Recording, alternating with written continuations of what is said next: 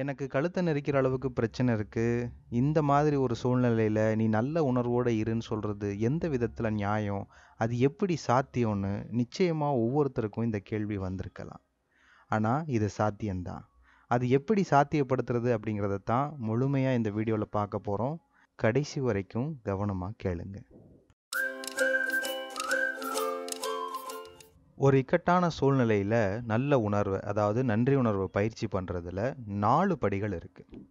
அது என்னன்னு ஒன்னொன்னா பார்த்துடலாம். முதல் விஷயம் என்னன்னா, நீங்க பிரச்சனையை எப்படி பார்க்குறீங்கங்கிறது. இப்போ நீங்க ஒரு பிரச்சனையில ஒரு இக்கட்டான சூழல்ல இருக்கிறீங்க. உங்களுக்கு அதை பத்தின சிந்தனை மட்டும்தான் உங்க மனசு முழுக்க ஓடிக்கிட்டு இருக்கு. அந்த நேரத்துல நீங்க அதை அப்படியே விட்டுட்டு அதை இக்னோர் பண்ண முயற்சி பண்ணிட்டு நீங்க நன்றி உணர்வு பக்கம் திரும்பணும்னு நினைச்சீங்கன்னா அது சாத்தியமே இல்லை. உங்க மனசு தோக்கடிச்சு மறுபடியும் உங்களை நெகட்டிவிட்டிக்குள்ள தள்ளி விட்டுரும். இதுல இன்னும் கூடுதலான பாதிப்பு தான் ஏற்படும். ஏன் அப்படின்னா, ஏற்கனவே சூழ்நிலை ஒரு பக்கம் அதிகமான அழுத்தத்தை கொடுத்துட்டு இருக்கு. இதுல இந்த விஷயத்தை நம்ம சிந்திக்க கூடாதுன்னு நீங்க ஒரு அழுத்தம் கொடுப்பீங்க. இன்னொரு பக்கம் நம்ம நல்ல உணர்வை உணரணும்னு நன்றி உணர்வை பயிற்சி பண்ணுறதுக்கு அதுக்கு ஒரு ஃபோர்ஸ் கொடுப்பீங்க.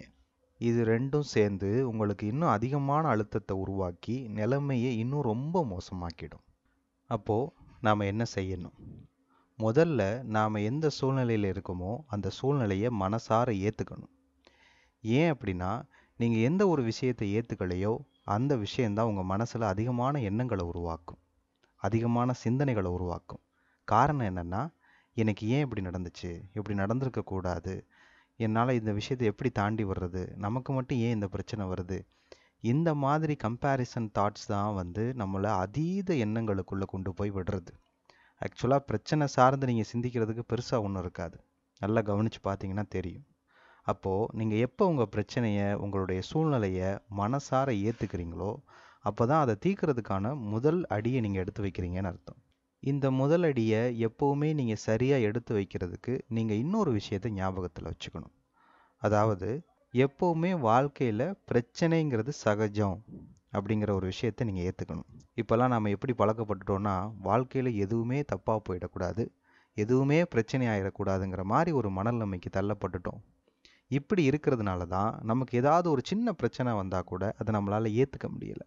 ஸோ நீங்கள் செய்ய வேண்டிய முதல் விஷயம், உங்களுக்கு என்ன பிரச்சனை இருக்கோ, நீங்கள் எந்த அளவுக்கு இறுக்கமான இக்கட்டான சூழ்நிலையில் இருக்கீங்களோ அதை முதல்ல இதுதான் உண்மை, இதை நான் ஏற்றுக்கிட்டு தான் ஆகணும், இதுக்குள்ளே வந்தாச்சு, இதை ஃபேஸ் பண்ணி நான் வெளியே வரணும், இந்த மாதிரி விஷயங்கள் எனக்குள்ளே என்ன மாதிரியான ஒரு தகுதியை வளர்க்க போகுது அப்படின்ற சிந்தனைக்குள்ளே வாங்க.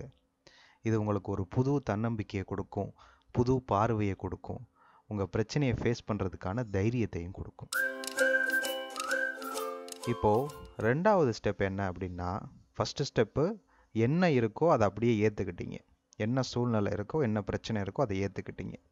ரெண்டாவது ஸ்டெப்பு, அந்த பிரச்சனை என்ன அப்படிங்கிற தெளிவை நீங்கள் அடையணும். அந்த கிளாரிட்டி இல்லாமல் உங்களால் ஃபோக்கஸ்டாக ஒரு சில விஷயங்களை உருவாக்கவே முடியாது. ஆனால் இதில் இன்னொரு சப்போர்ட்டிவான விஷயம் என்னென்னா, நீங்கள் எப்போ பிரச்சனையை ஏற்றுக்கும் போது உங்கள் மனசு இன்னும் கொஞ்சம் காமாகும். ஸோ நீங்கள் காமாக இருக்கிறதுனால உங்கள் பிரச்சனையுடைய ஆழம் என்ன, அது எதை சுற்றி நடக்குதுங்கிற ஒரு தெளிவு அடைகிறது இன்னும் சுலபமான விஷயம்.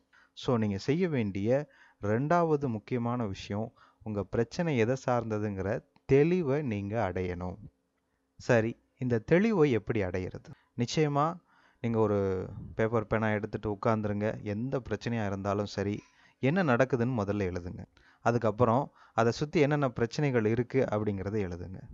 இந்த பிரச்சனை எங்கேருந்து ஆரம்பிச்சிருக்கணும் அப்படிங்கிற விஷயத்தையும் எழுதுங்க. அதுக்கப்புறம் இது எல்லாத்துக்கும் அடிப்படையாக இருக்கிற ஒரு பாயிண்ட் நமக்கு கிடைக்கும். அந்த பாயிண்ட்டை நம்ம சரி பண்ணால் இந்த ஒட்டுமொத்த பிரச்சனையும் சரியாயிடும். இதை நீங்கள் கிளியாரிட்டியாக யோசிக்கவும் செய்யலாம். பட் ஆரம்ப கட்டத்தில் இதை நீங்கள் எழுதி பார்த்து சிந்திக்கிறது, தெளிவு அடைகிறதுங்கிறது ரொம்ப யூஸ்ஃபுல்லாக இருக்கும். பிரச்சனையை பற்றின தெளிவை நீங்கள் அடைஞ்சதுக்கப்புறம் அதுக்கான சொல்யூஷன் என்ன அப்படிங்கிறதையும் தெளிவாக எழுதிக்கோங்க. அந்த சொல்யூஷன் நடக்கிறதுக்கான வாய்ப்புகள் என்னெல்லாம் இருக்குது அப்படிங்கிறதையும் எழுதுங்க. சில நேரங்களில் வாய்ப்பே இல்லாமல் இருக்கலாம் சிலருடைய வாழ்க்கையில். பரவாயில்ல, வாய்ப்பே இல்லைன்னு எழுதுங்க, தப்பில்லை. ஏன்னா இருக்கா இல்லையாங்கிறது நமக்கு தெளிவாக தெரியணும். நடக்குமா நடக்காதாங்கிறது ரெண்டாவது பிரச்சனை.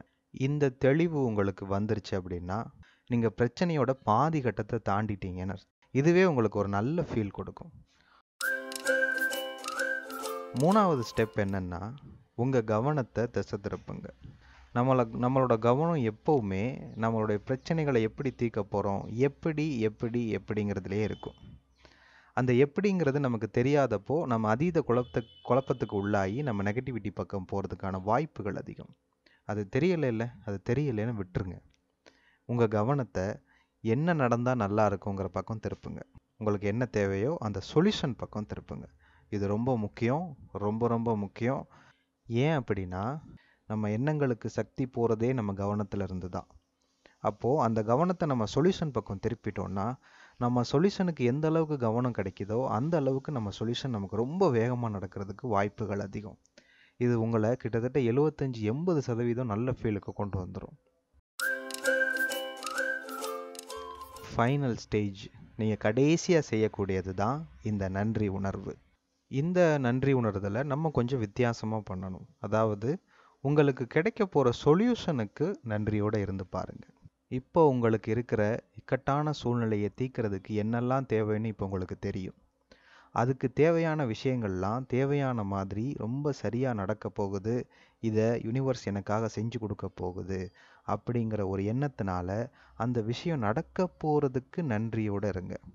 இப்படி நீங்கள் செய்யும்போது ஏற்கனவே நீங்கள் ஒரு 75%லேருந்து 80% நல்ல உணர்வு நிலைக்கு வந்துட்டீங்க. உங்கள் பிரச்சனையை சரி பண்ண முடியுங்கிற நிலைக்கு நீங்கள் வந்துட்டீங்க. இது உங்களை இன்னும் கூடுதலாக்கும். இன்னும் சொல்லணுன்னா 200% நீங்கள் ஸ்ட்ராங் ஆகிடுவீங்க. அதுக்கப்புறம் எந்த பிரச்சனை வந்தாலும் அதெல்லாம் உங்கள் கண்ணுக்கு பிரச்சனையாகவே தெரியாது. ஏன்னா அது எப்படி தீர்க்கிறதுன்னு தான் உங்களுக்கு இப்போ தெரியுமே. இதை நீங்கள் முயற்சி பண்ணி பாருங்கள். இதை நீங்கள் முயற்சி பண்ண இதோட ஆழம் என்ன, இது இன்னும் எப்படி அதீதமாக வேலை செய்யும் அப்படிங்கிறது உங்களுக்கு நல்லா புரியும்.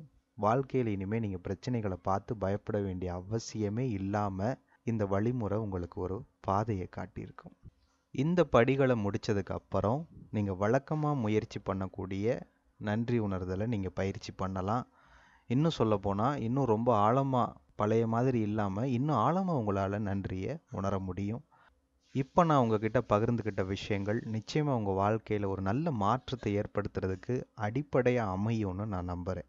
இது சார்ந்த உங்களுடைய கேள்விகள் எதுவாக இருந்தாலும் சரி, சந்தேகங்கள் எதுவாக இருந்தாலும் சரி, மாற்று கருத்து இருந்தாலும் நீங்கள் தாராளமாக கமெண்ட் பண்ணுங்கள். நாம் அதை பற்றி பேசலாம். இன்னொரு வீடியோவில் இதே மாதிரி இன்னொரு என்னுடைய அனுபவத்தோடு நான் உங்களை சந்திக்கிறேன்.